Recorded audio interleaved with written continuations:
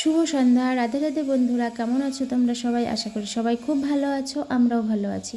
আমি অনিতা, আলিপুরদুয়ার জেলার একটা ছোট্ট গ্রাম থেকে আজকেও তোমাদের জন্য একটা খুব সুন্দর ভিডিও নিয়ে চলে এসেছি। তো এখন সন্ধ্যেবেলা, আজকের ভিডিওটা সন্ধ্যে থেকেই শুরু করলাম। ঘরে সন্ধ্যেবাতি দিয়ে এবার চলে এসেছি আমি তুলসীতলাতে সন্ধ্যে দিতে। তো তুলসীতলাতে সন্ধ্যে দিয়ে এবার আমি গিয়ে গোপুসোনার রাতের সেবাটা দিয়ে গোপুসোনাকে ঘুম পাড়িয়ে দেবো। আজকে গোপুসোনার রাতের সেবা হচ্ছে খই মাখা, মানে গুড় দিয়ে যে খই মাখাটা হয় সেটা, আর হচ্ছে নারকেলের নাড়ু। এগুলো আমি গোপুসোনার জন্য আলাদা করেই একদম নিরামিষ মতন করে বানিয়ে রেখে দিই গোপুসোনার খাবারের জন্য। তো গোপুসোনার সেবা দিয়ে এবার আমি দেখো ঘি আর কর্পূর দিয়ে একটা বাতি আমি প্রতিদিনই জ্বালাই। তো সেটা দিয়ে আরতি করে নিলাম। গোপুসোনার সেবা হয়ে গেছে, এবার গোপুসোনাকে আমি ঘুম পাড়িয়ে দিচ্ছি। তো গোপুসোনাকে ঘুম পাড়িয়ে দিলাম, এবার চলে যাব চা করতে। তো এই দেখো চা করে নিলাম, এবার আমরা দুজনে চা খেয়ে নেব। দেখি মুখটা দেখি, এই কইলে মুখটা দেখি, এই যে এদিকে চলছে সোনা পাখির দুষ্টুমি। সোনা পাখির দুষ্টুমিগুলো দেখতে এতটাই ভালো লাগে, কি বলবো তোমাদের। তো আজকে তোমাদের সাথেও শেয়ার করলাম।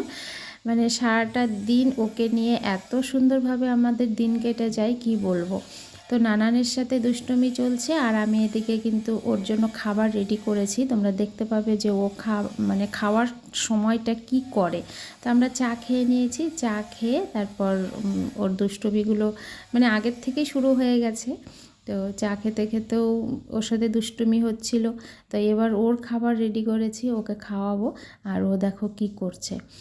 তো চলো সোনা পাখিকে এবার আমি খাইয়ে নিই। এভাবেই খাওয়াতে হবে, তারপর কিন্তু চলে যাব।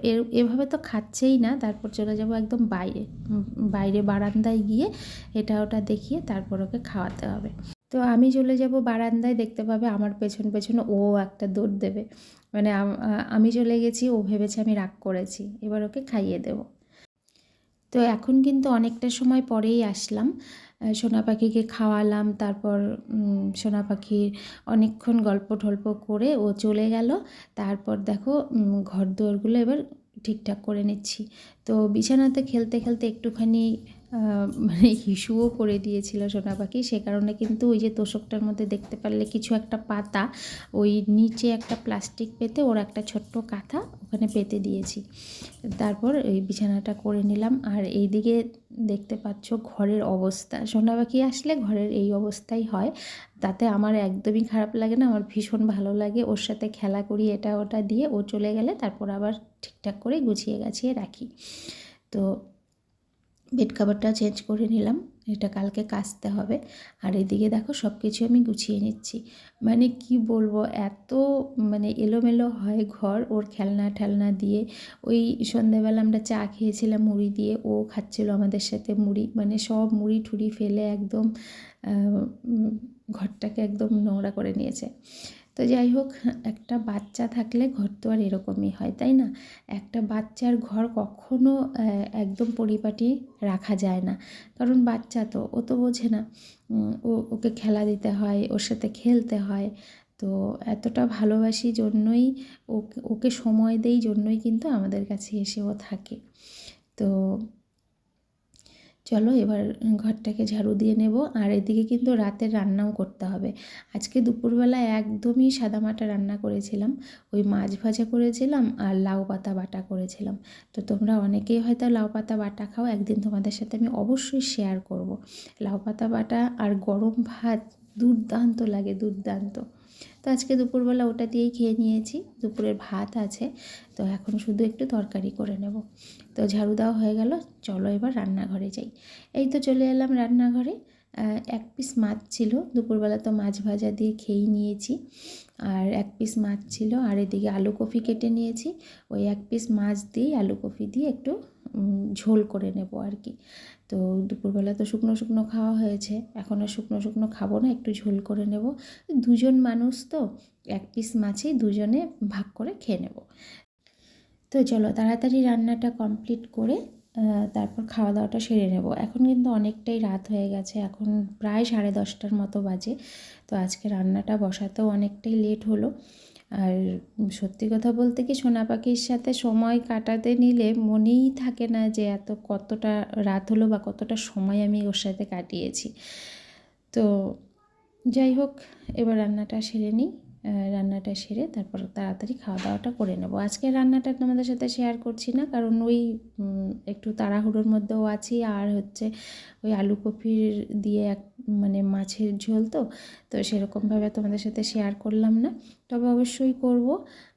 আর সবাই জানে মাছের ঝোল কীরকম করে করতে হয়, কিন্তু আমি যেভাবে করি, আমার লাইফস্টাইল ভিডিও এটা, লাইফস্টাইল ব্লগ এটা, আমার লাইফস্টাইল তোমাদের সাথে শেয়ার করি। তো আমি কিভাবে কি কাজ করি, সারাটা দিন আমার কিভাবে যায় না যায়, সবটাই তোমাদের সাথে শেয়ার করব আস্তে আস্তে। তো আমার ওদিকে রান্না হয়ে গেছে। এখন আমি ভাত বেড়ে নেব আর জায়গাটাও করে নিচ্ছি। জল টল বেড়ে নিলাম। এমনিতে আমরা কিন্তু বোতলেই জল খাই, কিন্তু শীতকাল পড়ে গেছে তো রাতে আমরা গরম জলটাই খাই। আর ঘুম থেকে উঠেও একটু উষ্ণ গরম জল খাই, রাতেও একটু উষ্ণ গরম জল খাই। তো ওদিকে কর্তামশাই বসে আছে খাবারের অপেক্ষায়, কখন খাবার আসবে, তারপর খাবে। খিদে পেয়ে গেছে, অনেকটাই রাত হয়ে গেছে। তো হয়ে গেছে। এদিকে ভাতও বেড়ে নিয়েছি, 2 থালাতে একসাথেই ভাত বেড়ে নিয়েছি। পেঁয়াজকলি আর আলু ভাজা, ওটা ছিল আগের ছিল আর কি, সেটা নিয়ে নিয়েছি। আর হচ্ছে মাছের ঝোল। তো চলো আমরা এবার খাওয়া দাওয়া করে নিই। 2 থালাতেই একবারে ভাত বেড়ে নিয়েছি, দুজনে বসে একসাথেই খেয়ে নেব। আর দুটো মানুষ তো সবসময় একসাথেই খাওয়ার চেষ্টা করি। হয়তো কোনো সময় আমার কাজের এসে একটু দেরি হয়ে যায়। তো আমাদের খাওয়া দাওয়া কমপ্লিট। এঁঠো কাটা সব কলপারে রেখে এসেছি। আর এদিকে টেবিলটাও মুছে নিয়েছি। মুছে টুছে নিয়ে এবার আমি গ্যাসটা মুছতে আসছি আর কি। তো গ্যাসটা পরিষ্কার করে রাখলে সকালবেলাটা অনেকটাই সুবিধা হয়। সকালবেলা গরম জল করা, চা করা, তো সে কারণে গ্যাসটা মুছে রাখারই চেষ্টা করি। তো গ্যাসটা পরিষ্কার করে তাহলে আমার রান্নাঘরটা পরিষ্কার হয়ে যাবে। তারপর হাত মুখ ধুয়ে একদম জামা কাপড় চেঞ্জ করে ঘুমিয়ে পড়ব। তো বন্ধুরা, আজকে তোমাদের সাথে আমি এটাই শেয়ার করলাম। সন্ধ্যে থেকে রাতে ঘুমানোর আগ পর্যন্ত আমি কি কাজ করি, সেই রুটিনটাই তোমাদের সাথে শেয়ার করলাম। কীরকম লাগলো অবশ্যই কমেন্টে জানিও। আজকের মতো এখানেই বিদায় নিচ্ছি। দেখা হচ্ছে অন্য কোনো ভিডিওতে। সবাই ভালো থেকো, সুস্থ থেকো। রাধে রাধে।